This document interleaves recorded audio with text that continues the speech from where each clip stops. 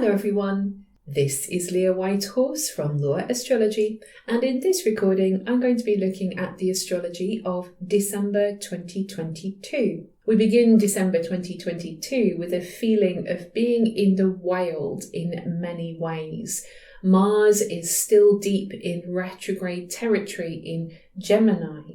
Gemini is associated with neighbourhoods, and it really reminds me of being 5 years old and wandering away from my parents' house and into a part of the neighbourhood where I'd never been, and I was completely lost. It feels like a labyrinth of roads that all seem to lead to nowhere. And yet, it seems like a little part of us knows that if we just keep going, eventually we will find the right road and we will emerge into somewhere rather than nowhere. Now, right now, as well as being retrograde, Mars is out of bounds, and so is Mercury out of bounds. Pallas and Hygeia, they are all out of bounds. Hence this very strong sense that we're in unknown territory and there's nothing to limit us or to define us. It's like there's no signposts. And in some ways that's very freeing, but it also can be very frustrating. Venus, not one to be left out, is going to join all of these other bodies in being out of bounds on December the 1st. And this is right as she moves into an opposition with cosmic lover Mars. Now, this makes me think of the phrase, all is fair in love and war. It's a bit unsettling because that sort of anything goes attitude can sometimes lead us into some dodgy territory if we're not careful. Positively, Venus out of bounds is willing to explore, and that's especially as she's in adventurous Sagittarius at the moment. Sometimes we can get very set in our ways and who or what we think we like and who or what we're attracted to. We tend to always savour the same things. We know that we enjoy them.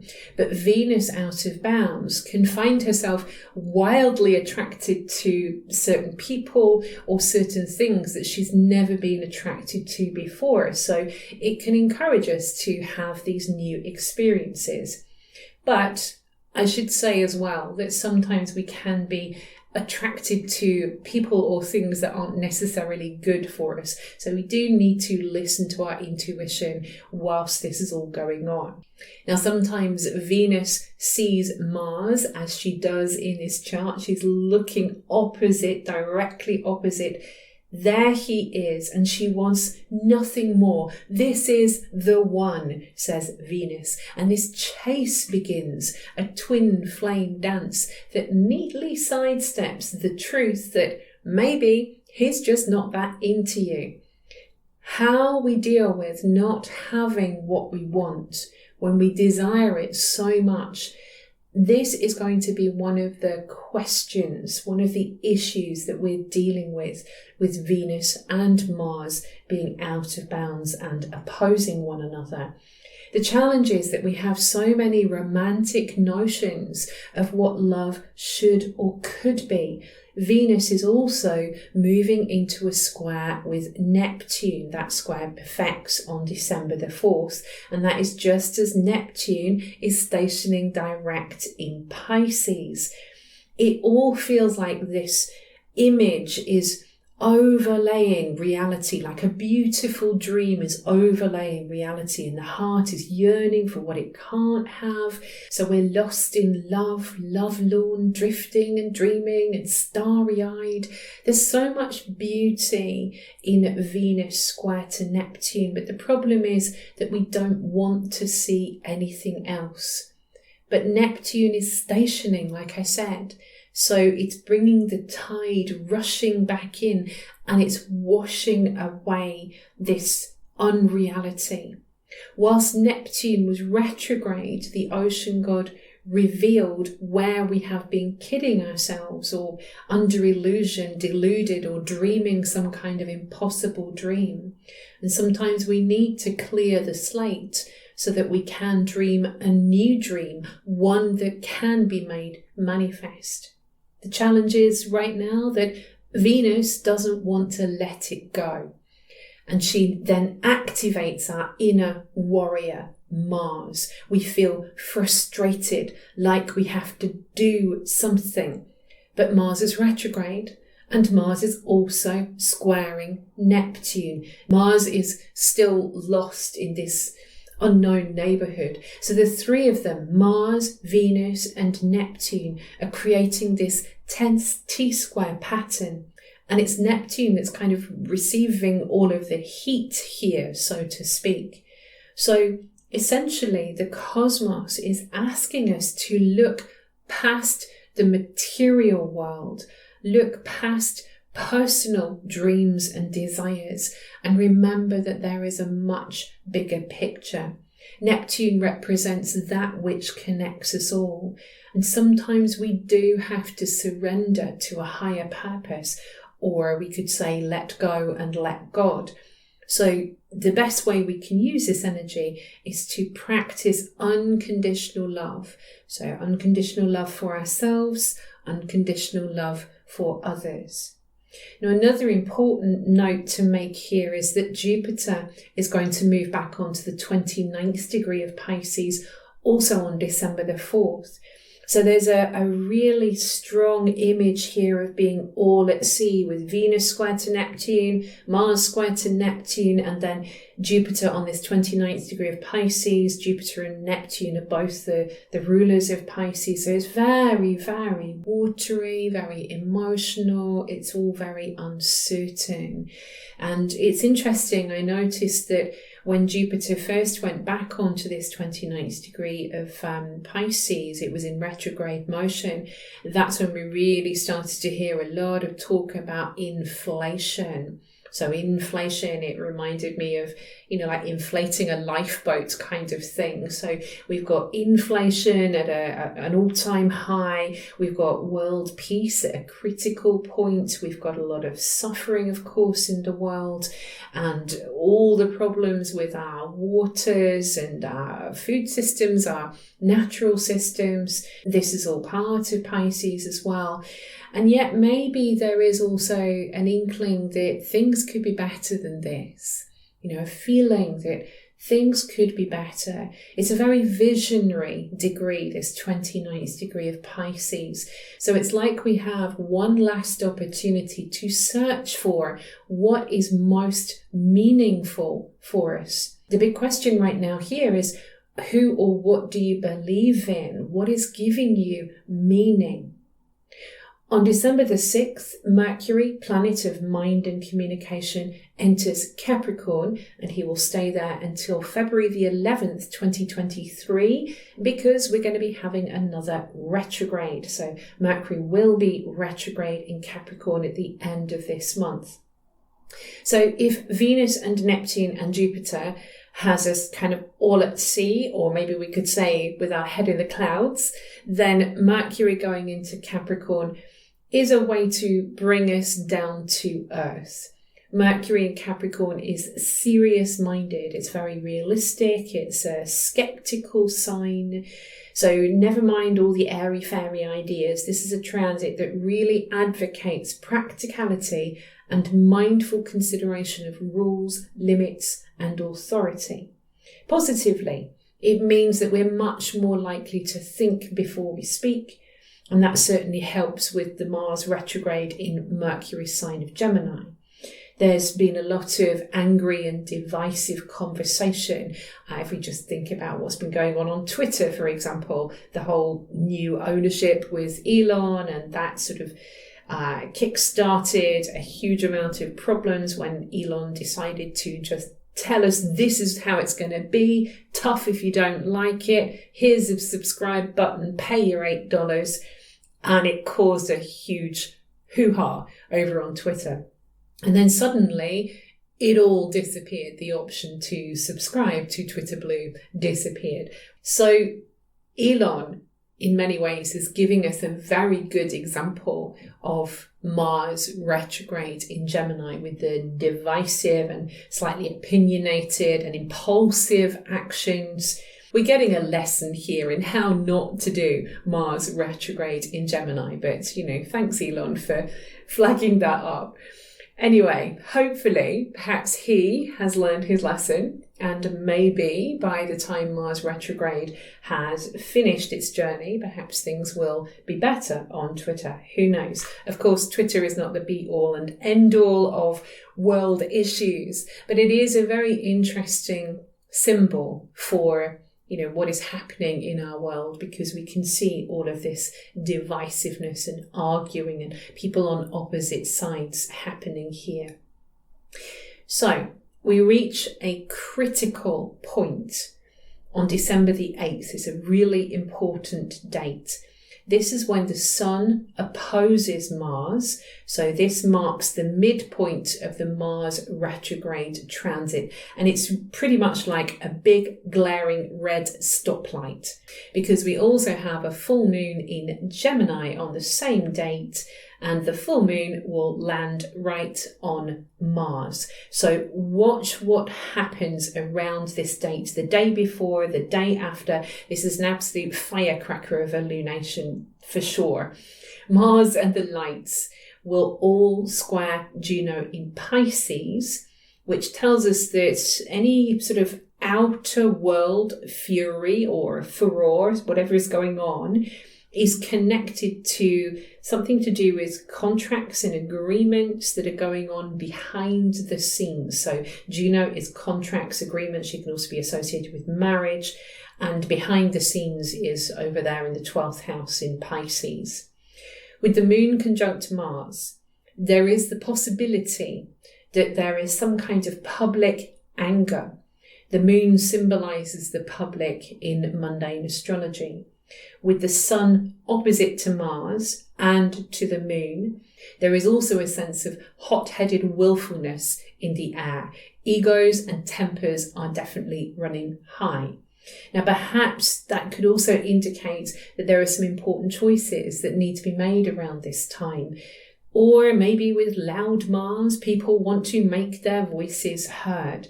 Gemini brings up issues connected to schools, neighbours, communication systems and platforms, transport systems, information and education. And there's also the issue of duality as well with Gemini. This third house, the global third house connected with Gemini, and the 9th house, the opposite house, which is associated with Sagittarius, this axis speaks of theory and facts. So theory is Sagittarius, facts is Gemini. We've got the idea of exploring, going far away, Sagittarius, or maybe you're staying in your local neighborhood, Gemini. We've got big picture thinking, Sagittarius, versus small picture thinking with Gemini. So whatever is happening, the meaning and the purpose of the Mars retrograde period is being made clear to us. And perhaps it leaves us feeling as though we do have some kind of decision to make. However, given that this lunation is sort of speaking about very heightened and animated emotional states, we might just want to check in with ourselves before we make any really impulsive moves. Pay attention to what's going on and what's coming up, but kind of just give yourself a minute before you take action on whatever is going on. Venus enters Capricorn on December the 10th.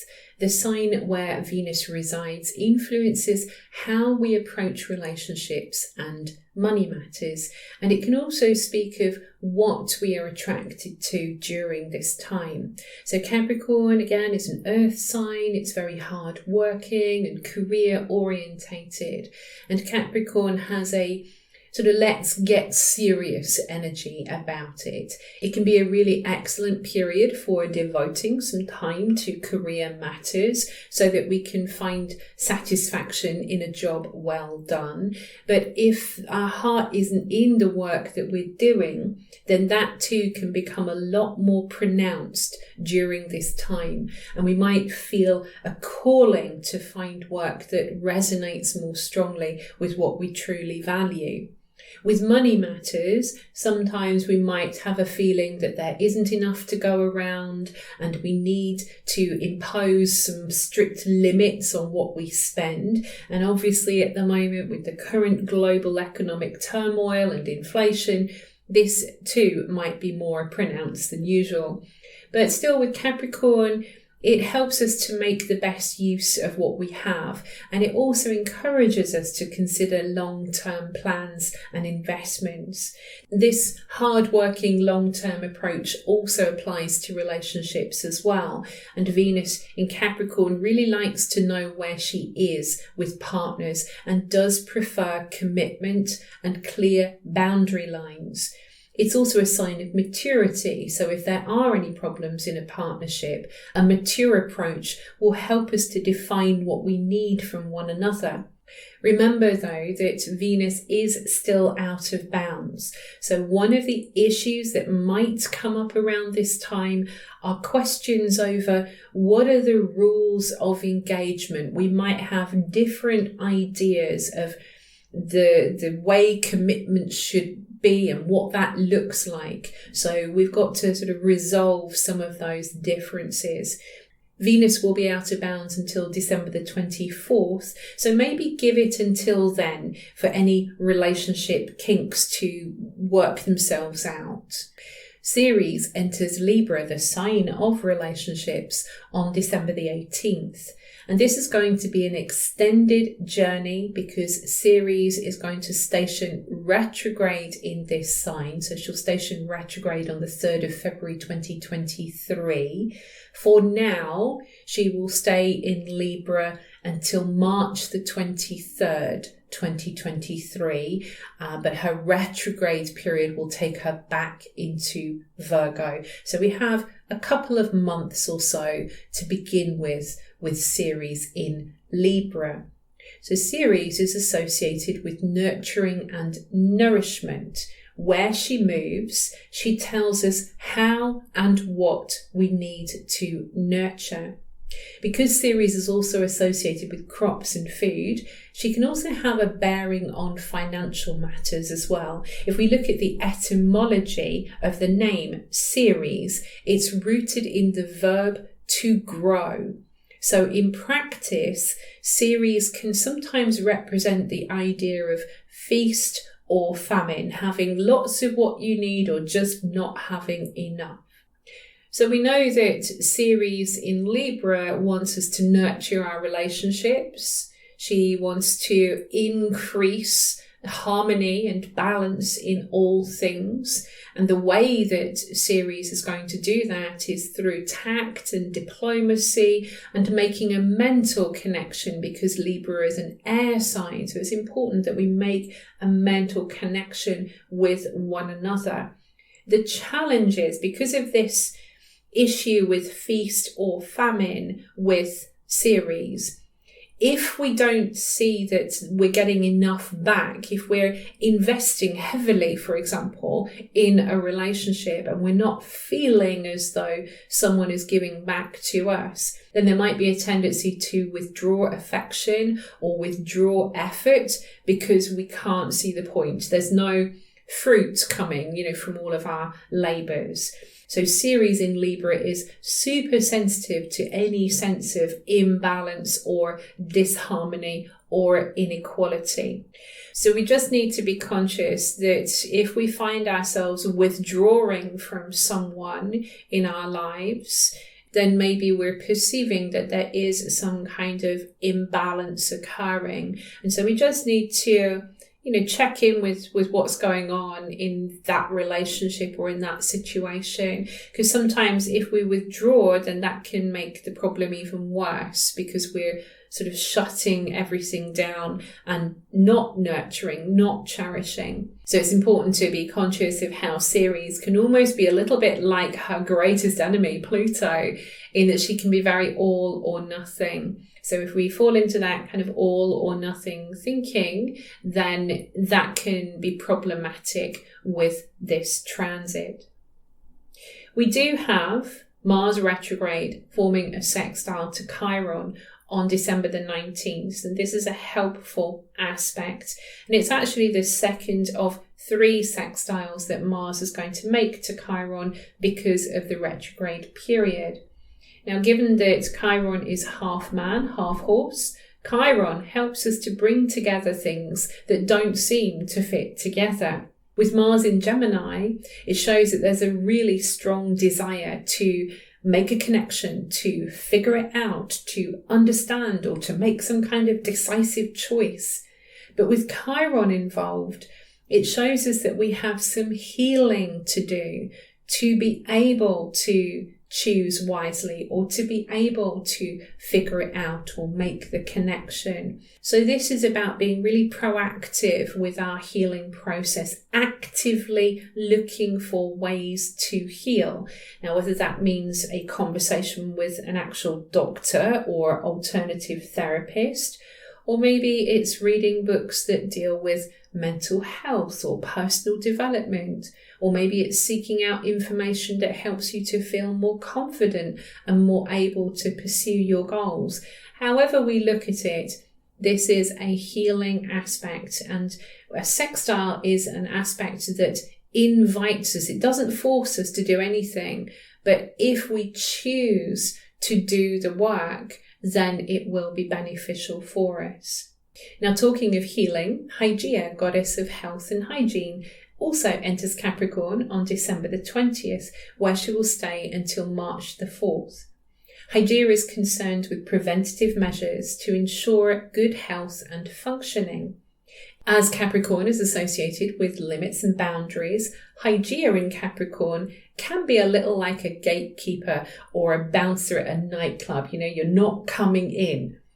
Now, positively, in Capricorn, she's interested in health and safety in the workplace and ensuring critical systems are supportive and stable. The interesting thing with Hygeia is that she does have an element of the seer about her, a psychic side to her, because for her to be able to take preventative action to preserve health and integrity, she must have the ability to look ahead.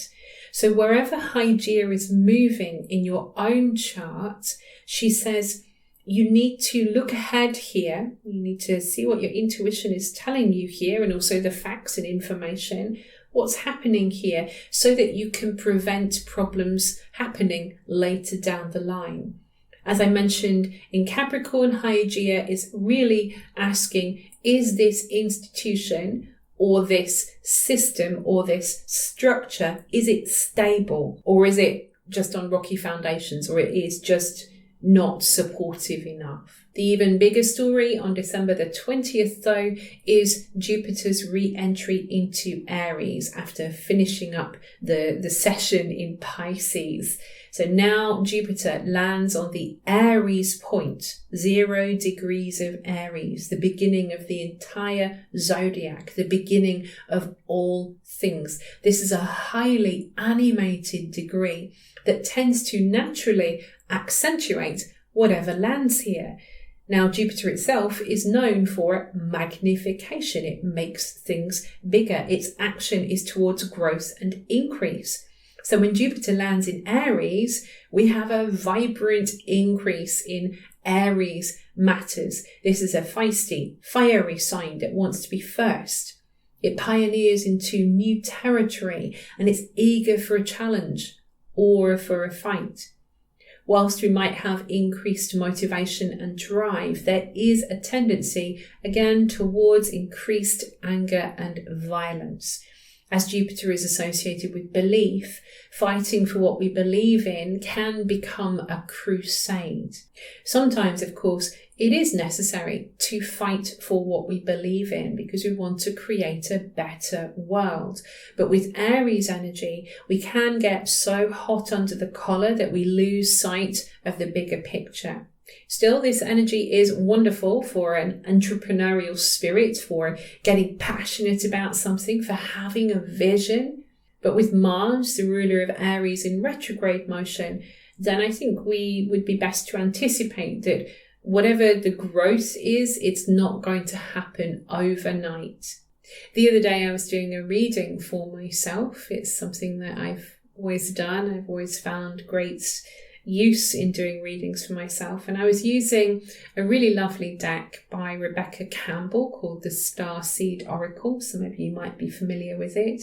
And I was just having a look in the book to see what was written about the card that I had drawn. And a sentence really jumped out at me, and it sort of came back to me as I was thinking about Jupiter going into Aries. And so this is a quote from the book. It says, "It takes great courage to pave a new path, to trust a vision before it's a reality."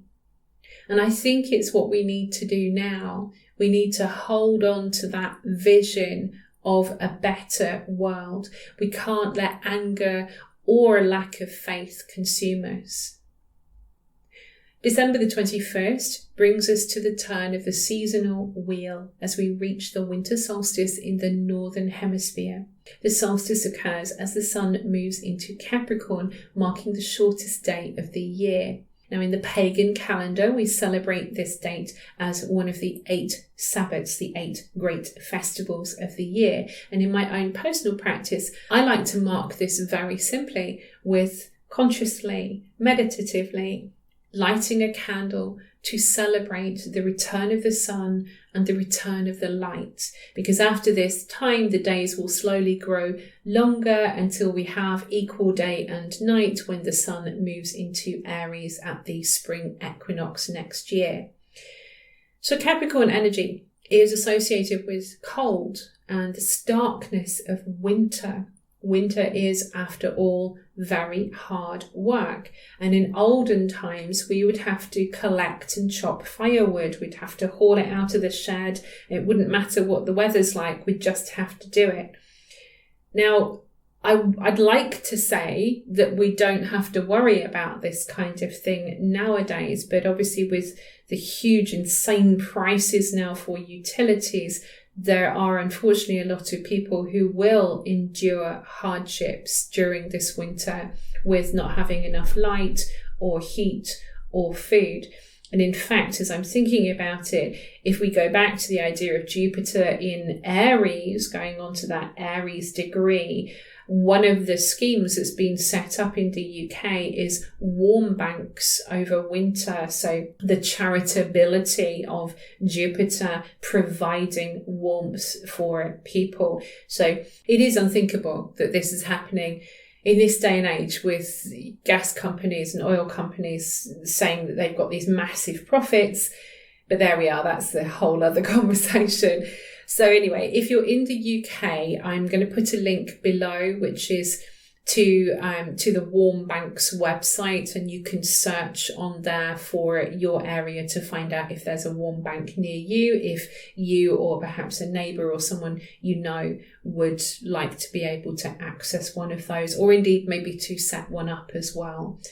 So Capricorn season, winter. As the sun passes through this sign, we too are experiencing winter within. We're encouraged to draw ourselves in, to slow down, to contemplate what we've learned and how we've matured over time. Capricorn reminds us of the passing of time. It's ruled by Saturn, old father time. Capricorn reminds us that our bodies age. The institutionalized festival of Christmas in the West reminds us that yet another year has passed. And no doubt for those of you who have children and grandchildren, it becomes even more stark as you see the children growing. Outwardly, the bright lights and fun of Christmas as a family tradition can be matched with this aching nostalgia. Remember that Cancer, the sign of home and family and roots and memory, is opposite to Capricorn. This year, with Jupiter having just gone into Aries, this solar ingress, the sun moving into Capricorn, it will immediately square Jupiter. So that's very likely to increase both the desire to enjoy the festivities but also it might tap into this feeling that we are very conscious of the limitations and the restraints that are on our enthusiasm around this time because of what is going on in the world.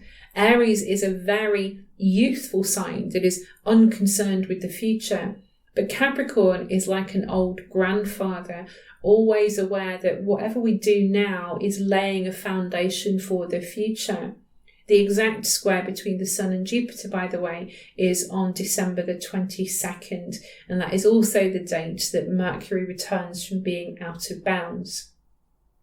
So we have the Sun moving into Capricorn, squaring Jupiter, and very quickly after that we have the new moon in Capricorn.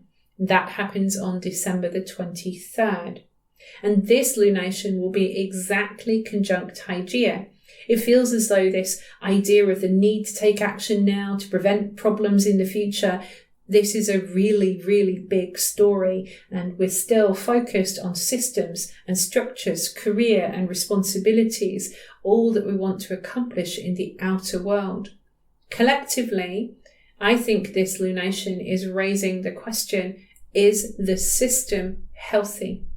The square from the new moon and Hygeia to Jupiter bring up this very strong feeling of wanting to expand. It's almost like I want to climb a bigger mountain.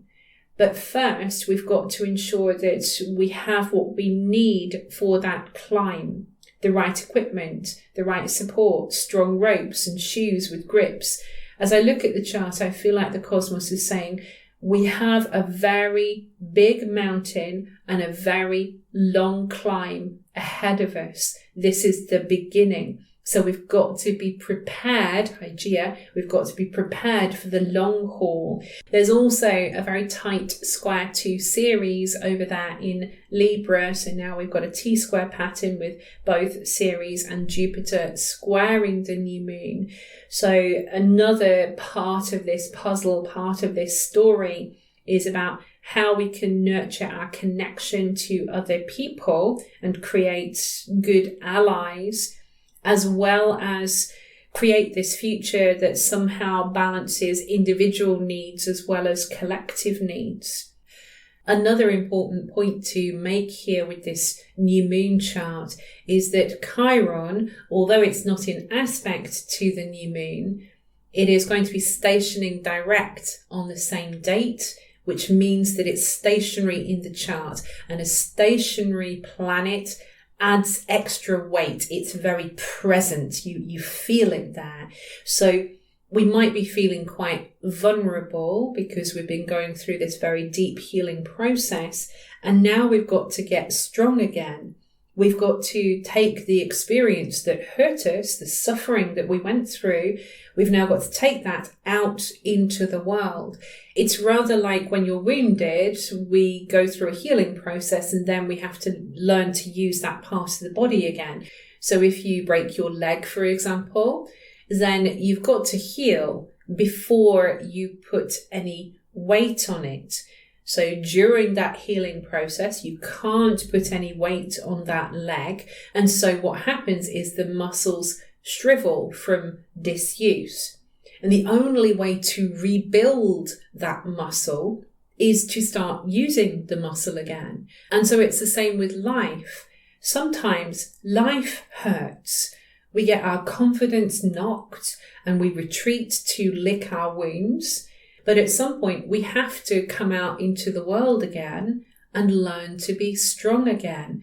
So this is Chiron stationing direct in Aries. That first moment of vulnerability when we try to put weight on that broken leg, symbolically speaking. The final aspect of the month is Mercury's station retrograde. I mentioned this earlier in Capricorn on December the 29th. So we can see, we look at the chart, there is a huge amount of activity going on here right now. The global 10th house is full with Hygeia, the Sun, Mercury retrograde, Venus and Pluto all here. Now, as we know, Mercury retrograde is a time for a rethink. And once again, we're still looking at systems and structures. The mountain that we were thinking of climbing at the new moon in Capricorn, it's a no-go until we've kind of nailed down all the details and we've gone over the plan. We've got to review what we were thinking of doing first. Now, this is a very conservative and even repressed sign sometimes. So sometimes when Mercury is retrograde in Capricorn, it's like we communicate less during this time. It might be just difficult to verbalize what's going on, or maybe the opportunity to have the conversation we want to have isn't made available. From a cosmic point of view, right now, it's about having a conversation with our inner grandfather or similar figure, the wise old elder who lives within us all. Deep in our bones, we have an ancient wisdom, and now is the time to tap into that. And the way we do that, the way we tap into this wise inner elder, is to become still, like a tree in winter covered in snow. We need to quiet the mind. This concludes my reading for the astrology of December 2022. If you would like to hear more from me, I write daily posts on Facebook and Instagram. They are also posted to their own Cosmic Tides website if you don't do social media. And over on my Patreon, you will find a weekly forecast, regular Q&A sessions, lots of articles and recordings in the library there. So all the links are below. And in the meantime, I hope you found this reading helpful, and I wish you many blessings on your path.